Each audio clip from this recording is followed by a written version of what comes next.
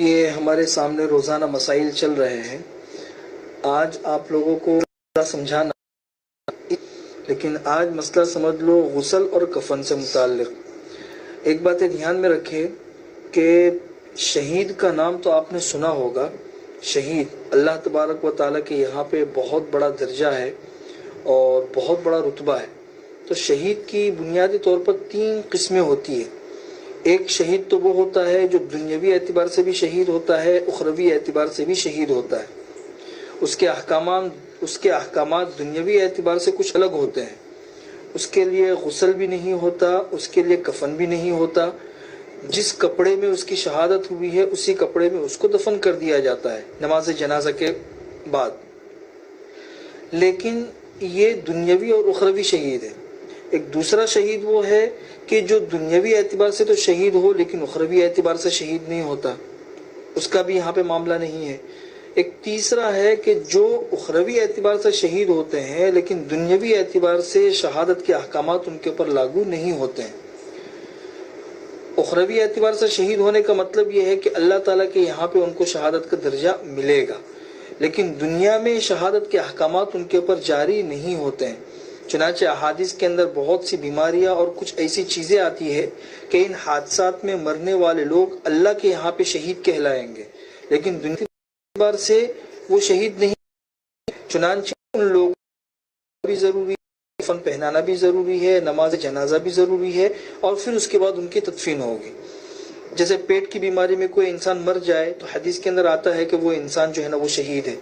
اسی طریقے سے اس وائرس میں جو مرنے والے ہیں تو یہ بھی انہی بیماریوں کے اندر آئیں گے، جس کی وجہ سے ہمیں امید رکھنی چاہیے کہ اللہ کے یہاں پہ یہ لوگ شہادت کا درجہ اختیار کریں گے. لیکن دنیاوی اعتبار سے احکامات یہ ہے کہ ان کو غسل دینا بھی ضروری ہے، کفن پہنانا بھی ضروری ہے. جہاں تک غسل دینے کا تعلق ہے تو غسل دینے کا تعلق ایسا ہے کہ انسان کے ناپاک ہونے کے بہت سے اسباب ہیں. جس طرح انسان حاجت وغیرہ سے فارغ ہوتا ہے تو انسان ناپاک ہو جاتا ہے، اور اس کے علاوہ انسان کے جسم سے خون نکل گیا اور بہہ گیا تو انسان ناپاک ہو جاتا ہے، وضو کرنا ضروری ہوتا ہے، بعض صورتوں میں غسل کرنا ضروری ہوتا ہے. تو ناپاکی کے اسباب میں سے ایک سبب انسان کا انتقال بھی ہے. انسان کے جسم سے روح نکلتی ہے، یہ انسان کے ناپاک ہونے کا ایک سبب ہے. اسی وجہ سے مرحوم کو غسل دینا ضروری ہوتا ہے کہ غسل دے کر ہم اس کو پاک کریں، پھر اس کے بعد اس کو اس کے اللہ کے حوالے کریں.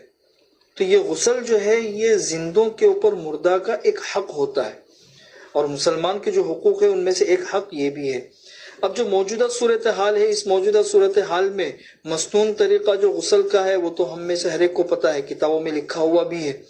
تو مصنون طریقے سے غسل دینے کی اگر اس کے لیے گنجائش ہے حکومت کے قانون میں اور ڈاکٹروں کی ہدایت کے مطابق تو پھر مصنوعی طریقے سے غسل دینا چاہیے، ماسک پہن کے اور ہاتھ میں گلوز وغیرہ پہن کے. اور اگر مصنوعی طریقے سے غسل دینا اس کے لیے ممکن نہ ہو قانونی مجبوریوں کی وجہ سے، ڈاکٹروں کی ہدایت کی وجہ سے، تو دوسرا طریقہ یہ ہے کہ اس کے اوپر پانی بہا دیا جائے. عام طور پر جو غسل دیا جاتا ہے تو اس غسل دینے کے اندر پانی بھی بہایا جاتا ہے اور جائے، اس لیے کہ پانی بہانا یہ بھی غسل ہی کے قائم مقام ہو جاتا ہے. چنانچہ فقہ کے اندر جزیہ موجود ہے کہ اگر کسی کا انتقال ہو گیا اور لاش پھٹ گئی اور اس کو ہاتھ لگا کے غسل دینا ممکن نہیں ہے تو اوپر سے صرف پانی بہا دینا یہ غسل کے قائم مقام ہو جاتا ہے. تو اسی جزیے پر ابھی ہم عمل کر سکتے ہیں. دوسری شکل. تیسری شکل یہ ہے کہ اگر غسل دینا ہی ممکن نہ ہو، لاش ہی حوالے نہیں کی گئی اور اس کو غسل دینے کی ہی اجازت نہیں ہے، تو پھر اس کے بعد تیسرا آپشن یہ ہے کہ جس طریقے سے اگر انسان پانی کے استعمال پر قادر نہیں ہوتا ہے تو پھر اس کے لیے تیمم کرنا کافی ہوتا ہے. انسان تیمم کر لے تو تیمم سے انسان پاک ہو جاتا ہے. چنانچہ یہاں پہ تیسرا آپشن یہ ہے کہ اگر حکومت کی طرف سے بالکل منع ہو اور ڈاکٹری ہدایت کے مطابق اس کو ہم ہاتھ بھی نہیں لگا سکتے، غسل بھی نہیں دے سکتے، تو پھر ہم اس کو تیمم کرا لیں. اور تیمم کا طریقہ وہی ہوگا جو زندوں کے لیے ہوتا ہے کہ ہاتھ میں گلوز پہنے اور پاک زمین کے اوپر ہاتھ مارے اور پھر چہرے کے اوپر اور ہاتھ کے اوپر جس طرح تیمم کیا جاتا ہے اس طریقے سے تیمم کرا لے تو بھی یہ غسل کے اور پاکی کے قائم مقام ہو جائے گا. چوتھی بات یہ ہے کہ بہت سے لوگ پوچھتے ہیں کہ اب تو ایسا ہے کہ ہاسپٹل سے ڈائریکٹ تابوت کے اندر یا لاش کو بالکل پیک کر کے حوالے کیا جاتا ہے، اس کو تیمم کرانا بھی ممکن نہیں ہوتا۔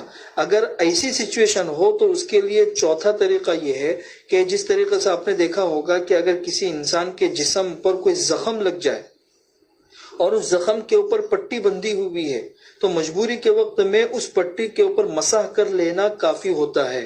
مسح کر لیا تو پٹی کے نیچے کا جو حصہ ہے وہ پاک ہو جاتا ہے، جس کو فقہ کی اصطلاح میں مسح علی الجبیرہ کہتے ہیں۔